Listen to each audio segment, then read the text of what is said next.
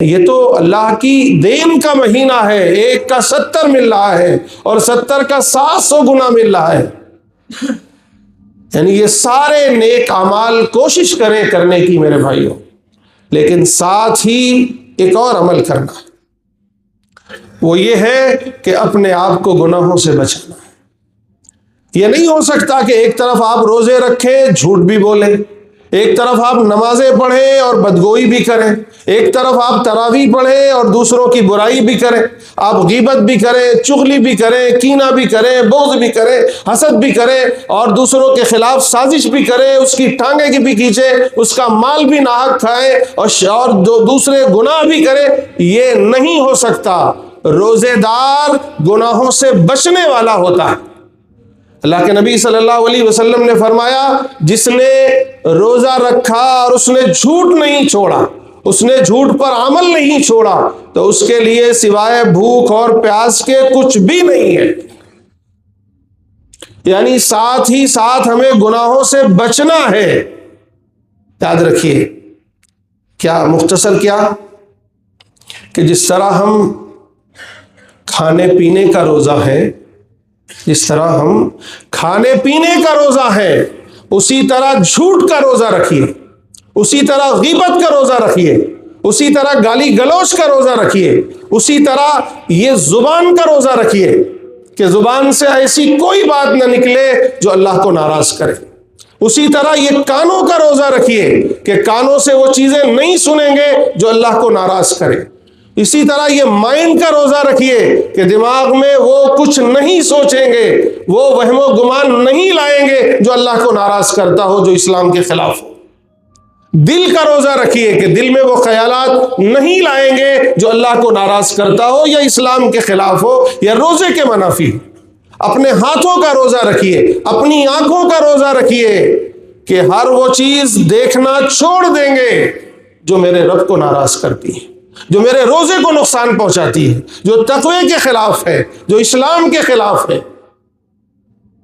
تو یہ روزہ محض کھانے پینے کا روزہ نہ ہو میرے بھائیوں، یہ روزہ جس طرح پیٹ کا روزہ ہو، اور آگے بھی بڑھیے کہ پیٹ کا بھی روزہ رکھیے کہ افطار کریے تو حلال مال سے کریے، حرام مال کو تج دیجیے، چھوڑ دیجیے۔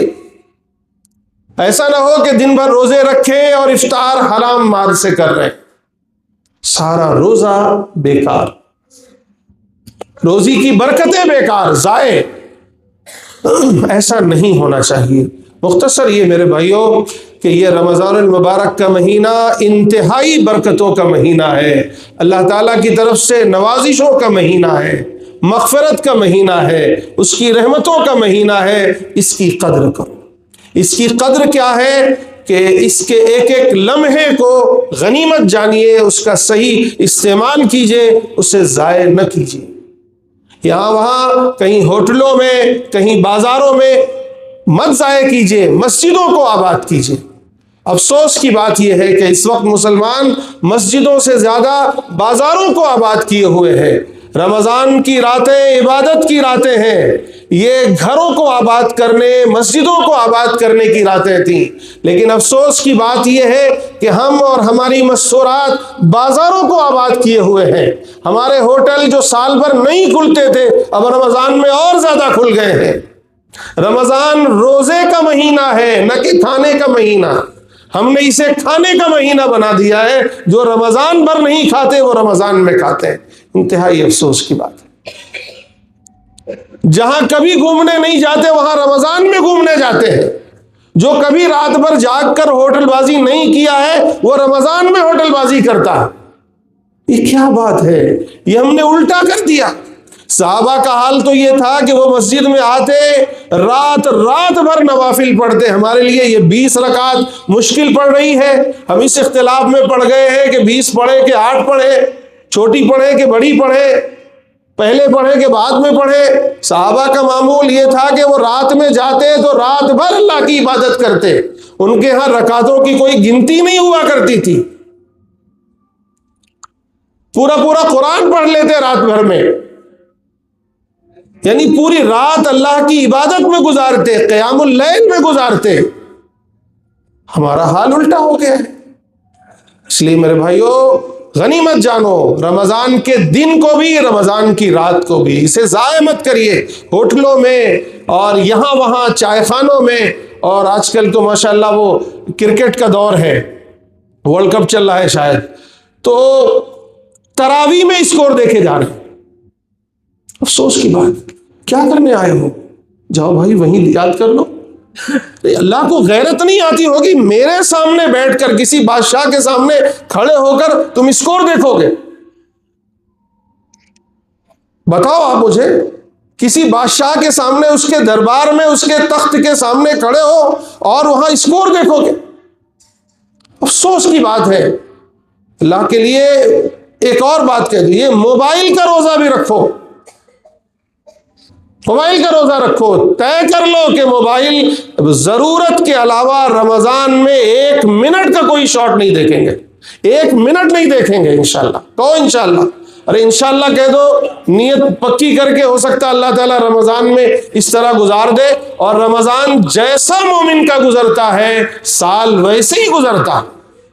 یہ بھی ایک بات ہے، بزرگوں نے لکھا ہے کہ ایک ایمان والے کا رمضان جیسے گزرتا ہے پورا سال اس کا ویسے ہی گزرتا۔ رمضان اگر نیکیوں کے ساتھ گزرا، رمضان اگر اللہ سے لو لگانے میں گزرا، رمضان اگر برائیوں سے بچنے میں گزرا، نیکیوں میں گزرا، تو پورا سال ایسے ہی گزرے گا۔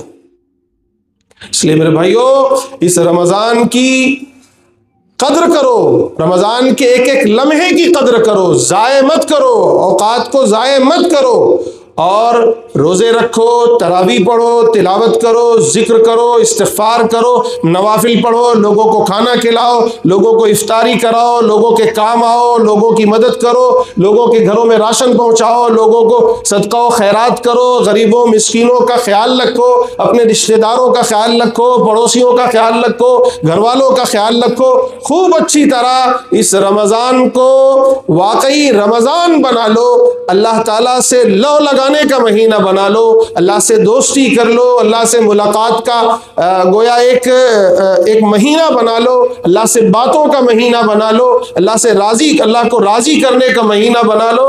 یہ مہینہ پھر پتہ نہیں اگلی سال آپ کو ملے یا نہ ملے۔ کتنے ہمارے دوست احباب رشتہ دار تھے جو پچھلے رمضان میں ہمارے ساتھ تھے، اب اس سال ہمارے رمضان میں وہ شریک نہیں ہے۔ کوئی گارنٹی نہیں ہے ہم اور آپ اگلے رمضان میں رہیں گے یا نہیں رہیں گے۔ اس کی غنیمت جانو، اور ساتھ ہی ان تمام نیک اعمال کے ساتھ برائیوں سے اپنے آپ کو بچاؤ۔ یہ روزہ صرف کھانے پینے کا روزہ نہ ہو، یہ روزہ جس طرح پانی کا روزہ ہے، کھانے کا روزہ ہے، اسی طرح یہ موبائل کا روزہ بناؤ، اس کو موبائل چھوڑ دینا ہے۔ اسی طرح کانوں کا روزہ رکھو، آنکھوں کا روزہ رکھو، دماغ کا روزہ رکھو، دل کا روزہ رکھو، زبان کا روزہ رکھو، ہاتھوں کا روزہ رکھو، پیر کا روزہ رکھو، پوری زندگی کا روزہ رکھو، 100% روزے دار بن جاؤ۔ پھر دیکھو اس روزے کا مزہ، روزے کا لطف، آپ کو حلاوت ملے گی، آپ کو مزہ آئے گا، اور اللہ سے قرب حاصل ہوگا۔ اللہ تعالیٰ مجھے بھی آپ سب کو بھی عمل کی توفیق نصیب فرمائے۔